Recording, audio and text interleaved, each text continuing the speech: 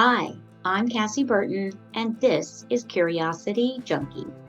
Today's guest creates happy art for lovely humans. She also has her own graphic design business working with art, culture, and lifestyle brands. Join us for a conversation about how to start your own business, learning to set boundaries, and the importance of saying no.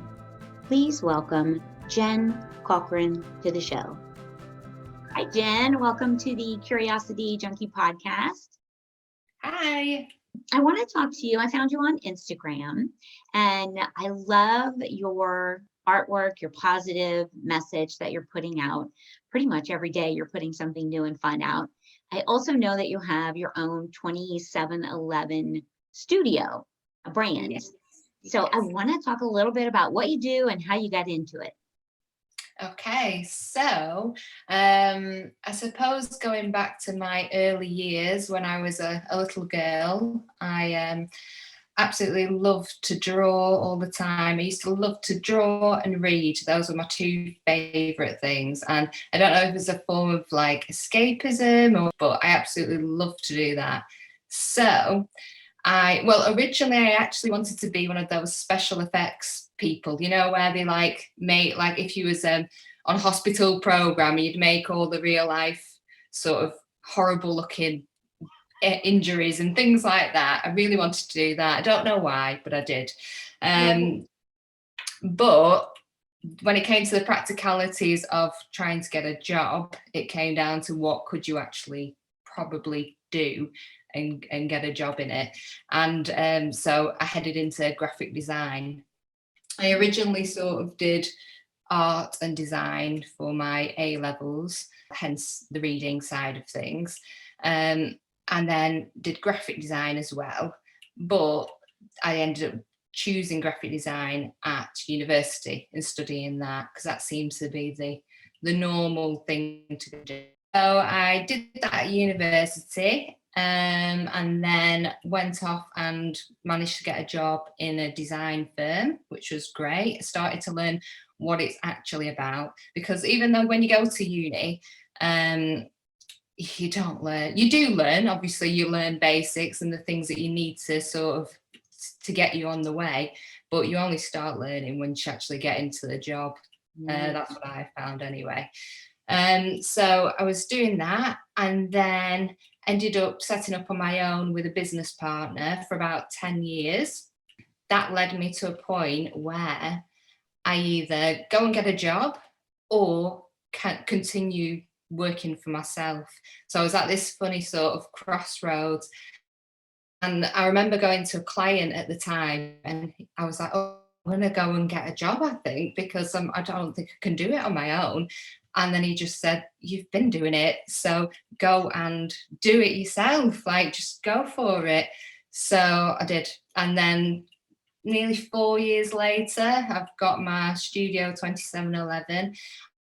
It's a design studio, which focuses on arts, culture, lifestyle, brands, that kind of thing. So I do a lot of graphic design work, but I also do a lot of hand lettering and sort of illustrations and things like that, just to get positivity out there. But it also helps me to be quite creative and express some things, whatever's in my mind at that moment, I'll draw it and put it out there into the world.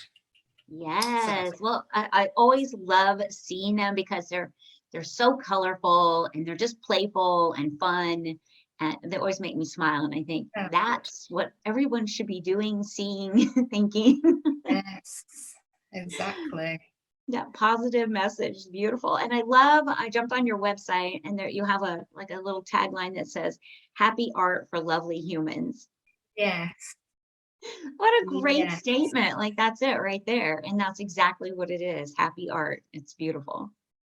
It's funny with my Instagram page, especially.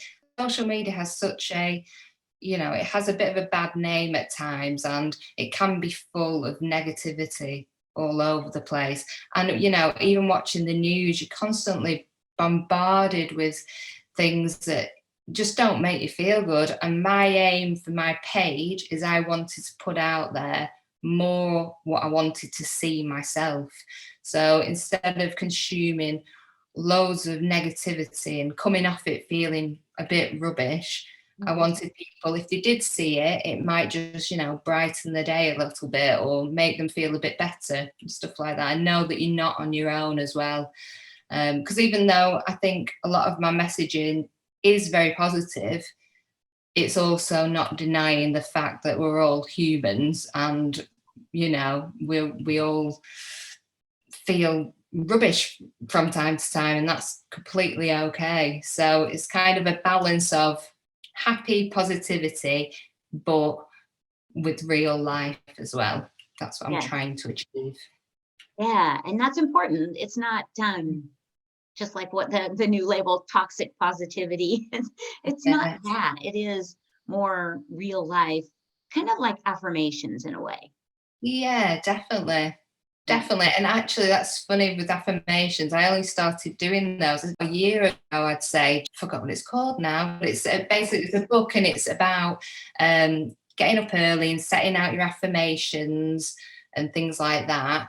And when I started saying these positive things started happening. And like, it was almost like I was attracting those things. And it sounded, it's really strange to even explain it, because it sounds really sort of a bit mystical, but I think it must be whatever you're thinking, you sort of then attract more into your life. So I love it. Yeah, I just recently discovered that there's actual science behind affirmations. They help us create new neural pathways in our brain, kind of taking that negative and making it more positive. And I was like, oh my God, there's actual science behind affirmations. I love that. Wow, that is amazing. Right? Wow. Yeah. So they do work. And I kind of had a similar experience for, I started journaling and just like doing a lot of self-reflecting. And so I added affirmations and I said them, I kind of stuck with 5 core affirmations. I said them every day, no matter what. And I just noticed a shift. It was like a crazy experience. Yeah. And like you said, it's you, the more that you focus in and repeat, it's almost like if you weren't feeling too confident about something, by saying I am confident with it, you then started being confident. But like you say, that makes sense if there's science behind it that actually says we get these new pathways that, you start to believe it, which is brilliant. I know, it's fascinating. And I think that's why I really enjoy your artwork. So let's talk about, how did you come up with the name 2711? Because I love it. My birthday. The long and short of it is it's my birthday. And I sort of wanted something that is, is personal to me, but also if there ever got to a stage where I ended up having a team of people, that it would still be fine for people to use, rather than it being something like with my name in it, or something like that. I felt like it had room to grow if that ever happened. So it's my birthday. I love that. That's really cool. Very unique. A lot of thought to put that together like that. Well, what brought you to creating this? Like, was it just that you're at that crossroads and you said, hey, I'm just going to do this. I'm going to go for it. Basically, yeah, that's kind of it. I just thought, and I've been a very hands-on sort of person, and I love that freedom, but I do also like constraints. So that's why I like being a graphic designer as well. So I have like my client briefs with all their constraints and stuff like that. Follow the rules, but then I can inject some of my creative mind on it, if that makes sense. It's the same with like my latch up kits that I've been making. I would do all sorts of crafts. You'd just find me doing it all the time, from cross stitch to latch up kits, you name it, plasticine, moldy things, anything I do. I'd like make my own little bookmarks and all sorts of stuff. I'd just do that all the time. So with my latch up kits, discovered that some of the designs out there are still the same as they were 25 years ago. They're awful. They're so bad. And I thought there's room here to do something nice and bold and happy and bright and cheerful and get other people doing it as well. Because it's such an easy craft to do and it's so relaxing. It's like when I draw or when I do the latch hook, I sort of just switch off and my brain empties and I'm just really chilled out doing it. So I wanted to sort of do that and put it out there for other people to enjoy as well. I love that. And that's a great message too, because I think a lot of people struggle with the thought of meditation and just sitting still for any amount of time. Yeah. And I enjoy like music and journaling. And so I think it's that same kind of thing. You're whatever it is for you, if it's a meditative state, it takes you to a calm, peaceful place. That's fantastic. And I also sew and do some quilting. And for me, when I'm in that space, nothing else exists around me. Yes, that's the beauty of it. I absolutely love it. I'd say, an hour or two would pass and I wouldn't have even noticed. But it's just that freedom from our busy minds all the time because we're constantly chattering away to ourselves. I absolutely agree with you. Well, I'm always curious when you start your own business and you're doing your own thing, you're working with people, there's always a learning curve. Have you ever had something happen that you're just like, oh my God, and learned like a huge lesson? How do you flip your brain, your mindset, and kind of move forward after something like that? Well, I wouldn't say I've had too many of those, thankfully, but yeah, thankfully. However, I have had the past couple of years as I've sort of been growing and developing my own business for me, I've started recognizing boundaries. And there was one client that I had, and I think it was actually my birthday, and I was still working on something of theirs at like 7 o'clock at night, and for a minimal amount of money as well. It wasn't great. And then also then that weekend they were ringing up and things like that, and I thought, hold on, this is not okay anymore. Like there's certain things here that have just been crossed. You've got to respect your own boundaries, and then other people will do as well. So that was one, and then another client came to me a couple of weeks ago and asked me to pitch for some work, and then the actual work no longer excites me anymore. So even though I've worked with them for quite a few years, at first I was like, oh, and then I thought, well, I don't have to do that work anymore. So I actually said I was going into a new direction and things like that. So I actually stepped away from that particular job. So again, that was definitely a learning curve, because even though the initial reaction was thinking, oh, you're turning work away, you can't do that, you're going to have no business left. It was actually the freedom now is, oh no, now you can get on with the other things that you wanted to do, you've got time for, and that lightened me up as well. So that was good.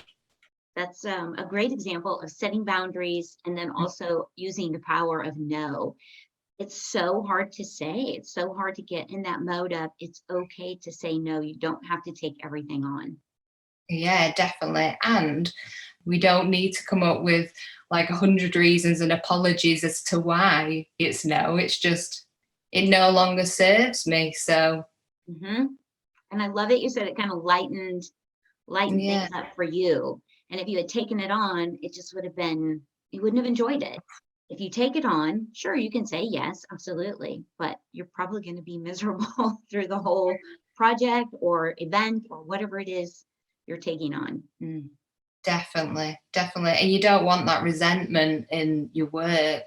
Well, let's talk a little bit about your latch hook um, kits because I think they're adorable. And I'm hoping to Yeah. get a couple of pieces of your artwork for your latch hooks that I can put on this video and share so people can kind of see them because they're so bright and colorful and fun.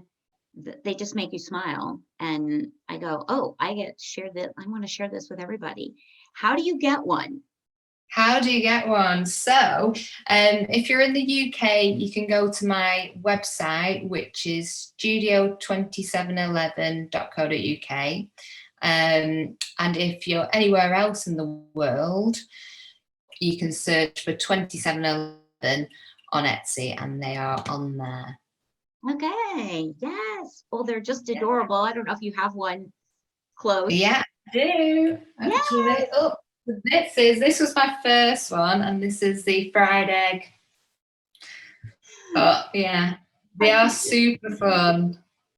In another learning curve, I had one from Canada, and she ordered 4 of them, and my instinct was, "Wow, that's amazing!" But then 2 seconds later, I was like, "Oh, no, like what she doesn't think they're good enough," and things like that. And you're like, "What is that about? You just literally sabotage yourself for no reason." Honestly. Was Why do we so do that? strange. It's so natural. It is a natural instinct to go, oh, why would they want 4? Like, what is this about? I was just talking to my So, daughter. so strange. Yes, about something very similar. It's that you just immediately start with some crazy story in your head that it why would they want what you have to offer? Why would Yeah. anyone want that? Ah! It's so silly. But the good thing is to be able to, well, I've started doing it the past few years, is to be able to recognize it. And as soon as you recognize that, hold on, no, that's what I'm saying to myself is not true. You know, you can sort of, might take a little while, but you can step back and recognize that it isn't true. It's, you know, the fact is somebody bought 4 of them, so yippee, like, you know, Yes, right. be joyful for that, not thinking the absolute worst. So Oh my silly. goodness, it was so funny. Yes, I remember when you were putting that together. I think you did like a little live video on Instagram, and I was like, look how cute that is. And you have several designs. Yes, I do. Have got them. Do you want me to show them? Yeah, grab them. I love it. 1 second. Yes. The So, strawberry. strawberry. And they're really soft as well. They're really good. I love them. And Yes. then there's the star one. Yeah. And that's a Um, purple, right? and that's what, sorry? That has purple in the background. Purple, yeah, 2 different shades of purple. And then this one as well, which is a love Ah, heart one. So that's all got like pastel colours. It's almost like, I don't know if you have the sweets over in America, the love hearts. oh yeah, the ones that have Yeah, the little so sayings on them. yeah. So it's like it's those kind of colours from that, because I like all that playful, you know, like sweet packages and things like that. A lot of inspiration, I guess, comes from all those bright colours and things. Yeah, and that's Um, what I was going to ask you is where do you get your inspiration? Because the colors are just, I love them because they're vivid and fun and bright and cheery. Like all those words come to mind and they do just make you smile. So where does that come from? yeah, I think it is from early, well, kind of retro sweet packages. Also, well, one person that I did love when I was growing up was Nick Park, who does Wallace and Gromit. Oh, Um, so absolutely love all things Wallace and Gromit, Shaun the Sheep. Tim Burton was a huge one as well, for me. So even though his style is more dark and, you know, very surreal almost, um, I just love his creativity and his, you know, his mind is just marvelous. But I equally love all sort of Nick Park's like creations, and they're all super bright and colourful. And I think just, just we all need a bit more colour in our lives, I think. Yeah. Really. And that's the beauty of using bright colours and things like that. I think it can just make your designs much more cheerier and much more happier almost. Even though I do use quite a lot of black, but I do offset that with super bright colours over the top. That's what I like to do at the moment. And I think that makes all the colours sort of pop out. So I'm enjoying playing around with that at the moment. Yeah, I do. I love your work. I think it's fantastic. And I love that line, happy art for lovely humans. It just is wonderful. Oh, thank you. Well, okay, so we know how to connect with you. We know how to purchase one of the latch hook kits. I will put all of the links in so that everybody can just easily click on and connect with you and your shop, because I think what you do is amazing. And I know the other side of it, that's a little different kind of piece. It's a little bigger piece, heavier work. Yeah. Is that the piece that you love, or? Yeah, no, I absolutely love that. So my design side of things, the website's 2711.co.uk rather than Studio 2711. And on there is much more my actual design services, which is, ranges from all sorts of things, artwork through to branding, through to illustration, anything and everything that you can see or think that needs designing. That's what I like to do, but it tends to be more in the creative industries, so art, culture, and lifestyle things. I think for me, it's almost as well like I wanted, because years ago I used to work a lot for business to businesses and very heavy corporate work, and I just found I just don't like it anymore at all. It really, if you're going to be doing something every day, like we were saying before, you want to be filled with some sort of satisfaction and joy while you're doing it. So I've sort of finally sort of pushed those to one side, and I only take on work that sort of excites me when I see it. Yeah, well, when I was looking at the website, there's some pretty unique Yeah. photographs on there that I was like, oh, wow, very cool. So I can see where it's the art and the culture piece that Yeah. would be fun. Yes, definitely. Yeah, no, that's where it's headed. And like I said, it's learning to say no to certain things when they come along and being okay with it. And I think I'm getting there. Mm-hmm. Every day is a challenge, but slowly but surely getting there.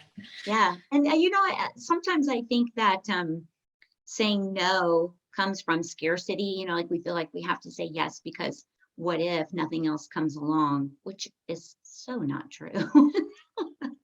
There's so much out there, so much opportunity, so much possibility. It's just, if we can encourage anyone to like let go of that story you're telling yourself, let go of it.